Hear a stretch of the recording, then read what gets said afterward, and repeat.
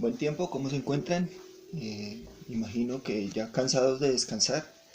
Ha sido algo difícil para algunos, fácil para otros, para quienes tienen la comodidad de sus hogares.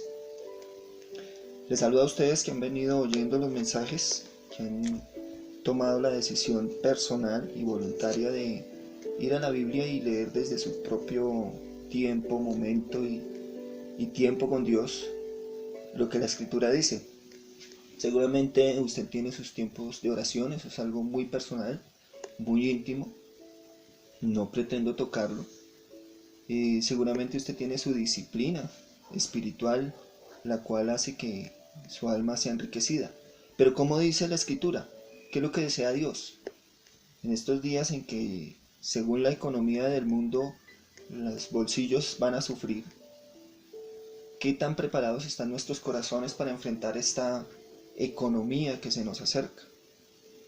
¿Qué economía tiene usted en su hogar? ¿Cuánto ha guardado usted su hogar para que los que están con usted sean la riqueza que nos va a sostener en este tiempo difícil? ¿Cuánto ha invertido usted en su corazón para saber que su corazón va a resistir toda vicisitud, toda dolencia que se avecina? Veamos cómo nos dice la Escritura, qué nos enseña la palabra. Si usted tiene su Biblia allí, busque en el Antiguo Testamento un libro que se llama Josué. Génesis, Éxodo, Levítico, Números, Deuteronomio y Josué. Josué fue el relevo de Moisés, aquel que sacó al pueblo de Israel de la esclavitud de Egipto. Josué era el hombre que siempre estuvo cerca de Moisés, por lo tanto Dios lo delega, lo equipa, lo prepara. Pero como Dios es fiel, Dios siempre, antes de llevarnos a una situación difícil, a una circunstancia de guerra como la que tenemos que vivir, y entiéndase bien la palabra guerra, no es que vamos a ir a matarnos los unos contra los otros, sino que cada situación complicada o desconocida para algunos se convierte en una lucha, en una guerra. Dios le da unas indicaciones a Josué, al relevo de Moisés, para entrar al pueblo de Israel a la tierra prometida. Ahora nosotros vamos a entrar a una etapa desconocida para algunos, para otros que han pasado por pruebas difíciles, ya sea de enfermedad o de escasez económica, ya conocen ese territorio. Pero hay una juventud que está empezando a andar en ese nuevo territorio. Somos una generación que como padres buscamos haberle dado a nuestros hijos lo mejor, ¿no cree usted? Buscó darle a sus hijos, proveerles la educación, el vestido, el cobijo, su techo. Y esta generación necesita aprender lo que se viene. Dios nos da indicaciones a través de la Escritura. Por favor, acompáñenme a Josué, Antiguo Testamento. Yo les voy a leer desde el versículo 1 del capítulo 1 y quizás llegue hasta el versículo, quizás no, voy a llegar hasta el versículo 9 para darle un contexto al mensaje de hoy. Aconteció después de la muerte de Moisés, siervo de Jehová, que Jehová habló a Josué, hijo de Nun, servidor de Moisés, diciendo: Mi siervo Moisés ha muerto. Ahora pues levántate y pasa este Jordán tú y todo este pueblo, a la tierra que les doy a los hijos de Israel. Nótese que en estos primeros 3 versículos muere el líder de toda esta generación, de los que van a entrar a la tierra prometida, al que seguían, en el que de alguna manera humana creían, el que vieron ser usado por Dios para abrir el mar rojo, para traer carne cuando se quejaron, para darles agua en el desierto. Dice el versículo 3: Yo os he entregado, como lo había dicho a Moisés, todo lugar que pisare la planta de vuestro pie, desde el desierto del Líbano hasta el gran río Éufrates, toda la tierra de los heteos hasta el gran mar donde se pone el sol. Será vuestro territorio. Nadie te podrá hacer frente. Dios le da una certeza al que está, al que lo conoce. ¿Usted tiene esa certeza? Pregúnteselo en este momento que me esté oyendo. ¿Tengo esa certeza de que Dios está conmigo? ¿Y por qué la tengo? Nadie te podrá hacer frente en todos los días de tu vida. Como estuve con Moisés, estaré contigo. No te dejaré ni te desampararé. ¿Ya? Dios le está diciendo a Josué: pase lo que pase, yo voy a estar contigo. Y es una promesa que viene de lo alto. Esfuérzate, versículo 6, esfuérzate y sé valiente, porque tú repartirás a este pueblo por heredad la tierra de la cual juré a tus padres que les daría a ellos. Dios le dice a Josué que se esfuerce y que sea muy valiente. Versículo 7 se lo recalca. Solamente esfuérzate y sé muy valiente para cuidar de hacer conforme a toda la ley que mi siervo Moisés te mandó. No te apartes de ella, ni a diestra ni a siniestra, para que seas prosperado en todas las cosas que emprendas. Ahora Dios le está diciendo por segunda vez que se esfuerce, que sea valiente. Y yo les puedo decir de parte de Dios que es el mismo anhelo de Dios para con nosotros. Que seamos esforzados y que seamos valientes. Pero aquí tiene algo que le dice: no sea parte de la ley, no sea parte de la palabra que Moisés le dio. Para nosotros en nuestra actualidad, ya lo veremos en el Nuevo Testamento, no nos habla de ir a la ley o hacer cosas que aparezcan en la ley del Antiguo Testamento. Nos habla de seguir la palabra de aquel que reconocemos como Señor y Salvador, al Señor Jesucristo. En nuestro contexto social y cultural y de época, nos está diciendo: no se aparten de lo que Jesús, el Señor Jesús, aquel que murió en la cruz por sus pecados y ustedes han aceptado como Señor y Salvador, no se aparten de las indicaciones de Él. En el Nuevo Testamento, en Juan dice: todo lo que pidáis al Padre en mi nombre os lo daré, si permaneciereis en mi palabra.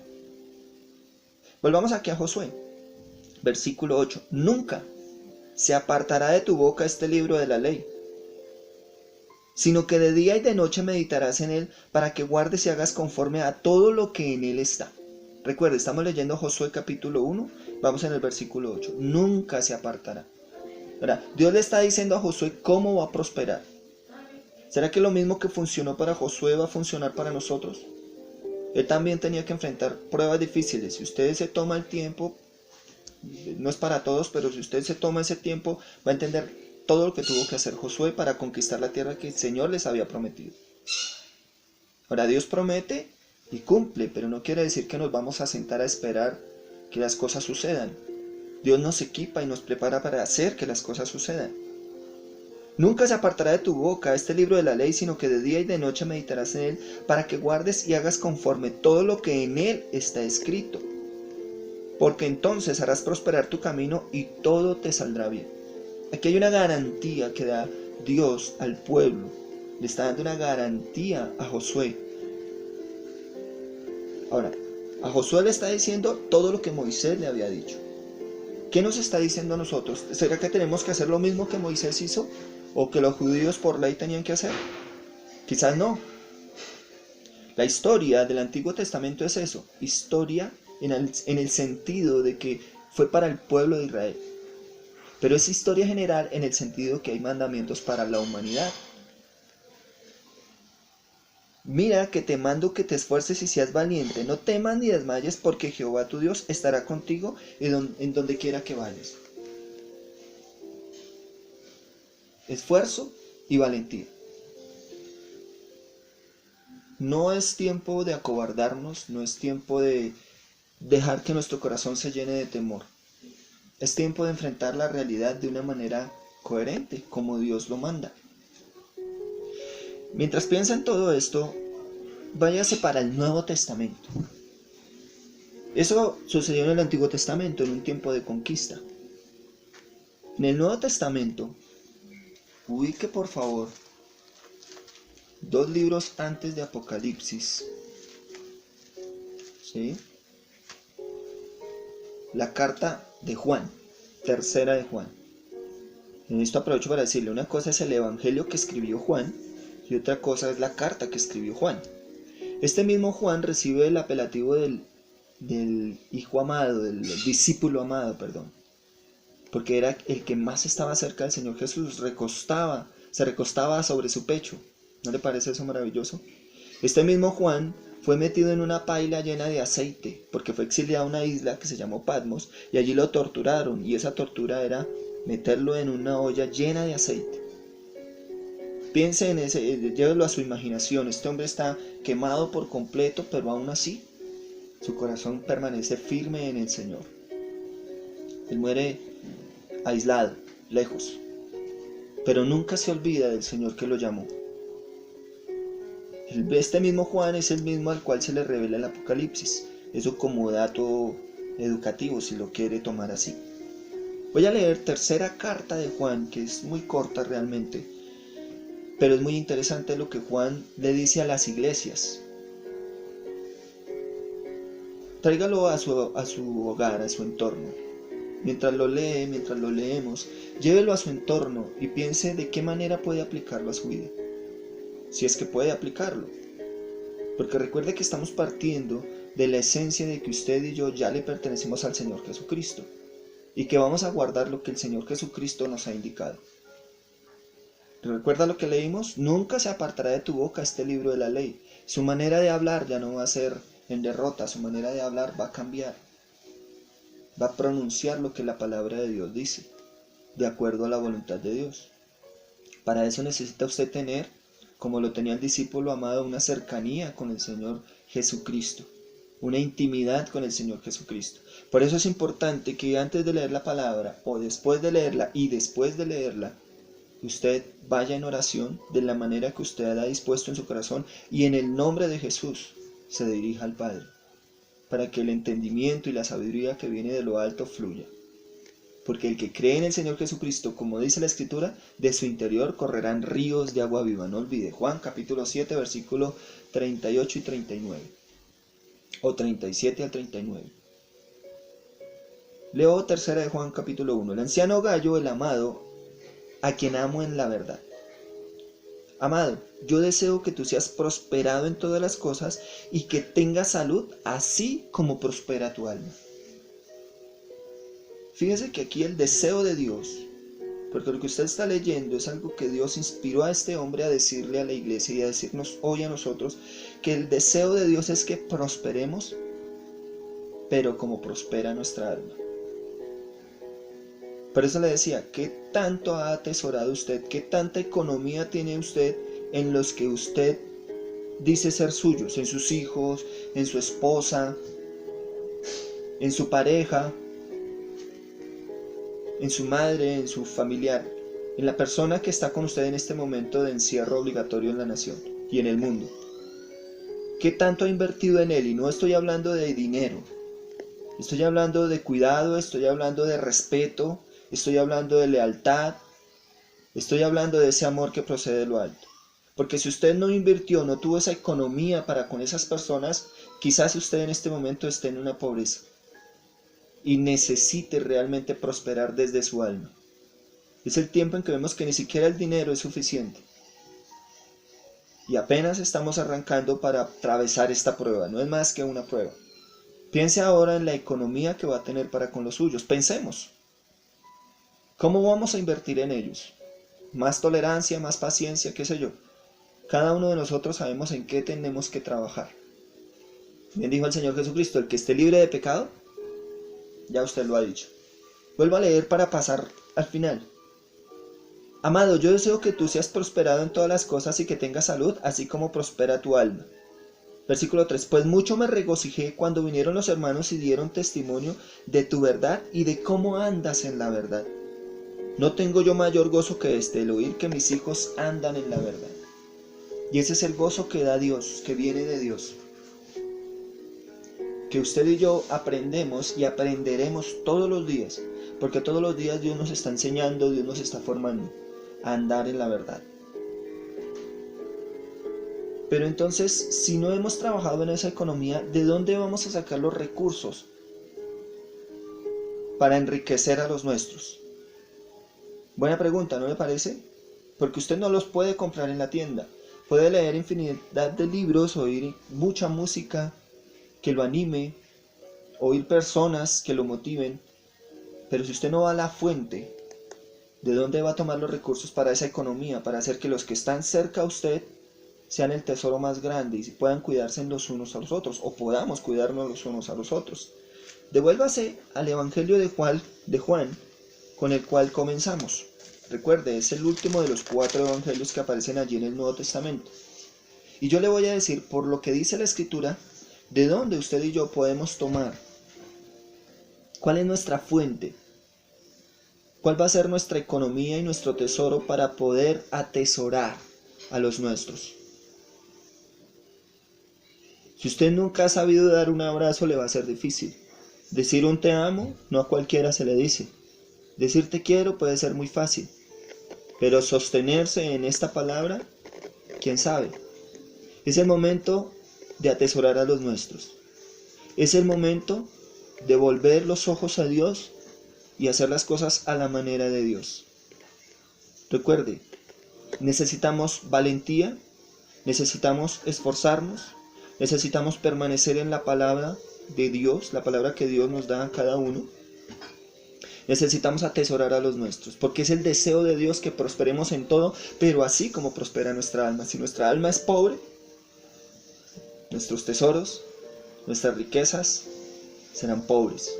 Así tengamos las cuentas bancarias repletas. Estos días que usted ha estado encerrado o encerrada, se ha conocido un poquito mejor. Ha aprendido a valorar aquellos tiempos, al igual que yo. Vaya allí a Juan capítulo 1, hablando del Señor Jesucristo. Voy a leer nuevamente desde el versículo 12, 1:12. Mas a todos los que le recibieron, a los que creen en su nombre, les dio potestad de ser hechos hijos de Dios, los cuales no son engendrados de sangre, ni de voluntad de carne, ni de voluntad de varón, sino de Dios. Y aquel Verbo fue hecho carne, y habitó entre nosotros, y vimos su gloria, gloria como la del unigénito Hijo del Padre, lleno de gracia y de verdad. Juan, hablando de Juan el Bautista, dio testimonio de él y clamó diciendo: este es de quien yo decía, el que viene después de mí es antes de mí, porque era primero que yo. Y viene el versículo clave para lo que el Señor nos quiere decir a través de este mensaje. Porque de su plenitud tomamos todos, y gracia sobre gracia. ¿Ya sabe a dónde acudir cuando usted sabe que su economía para con los suyos es paupérrima? Ya sabemos, de su plenitud tomamos todos. ¿De la plenitud de quién? Del Señor Jesucristo. Y gracia sobre gracia, es un don inmerecido, es un regalo que no merecíamos. ¿Puede usted en este momento reconocer eso? Reconocer, al igual que yo, que necesitamos ir al Señor Jesucristo y decirle: Señor, dame de tu plenitud, dame de tu gracia. La palabra gloria significa peso. Y es el momento en que cada uno de nosotros tomemos peso en nuestras vidas de la gloria de Dios. Pero solo va a suceder cuando reconozcamos al Señor Jesucristo como único Salvador. Si usted considera que ya tiene a Jesús, que le ha honrado, como su palabra dice, como dice la Escritura, para que de su interior corran ríos de agua viva, este mensaje le será de recordatorio. Atesoremos a los nuestros. Hoy estamos viendo que la economía que hemos invertido en aquellos que decimos amar está rindiendo sus frutos. El cuidado que ha dado a sus hijos, el cuidado que ha dado a su esposa, el cuidado que ha dado a los suyos, a sus padres, rinde sus frutos, porque Dios es fiel. Recuerde, el que cree en el Señor Jesucristo, como dice la Escritura, de su interior correrán ríos de agua viva. Juan capítulo 7. No olvide leerla, orar, y nunca deje de leerla, porque así hará prosperar su camino. Un abrazo y espero saber de ustedes.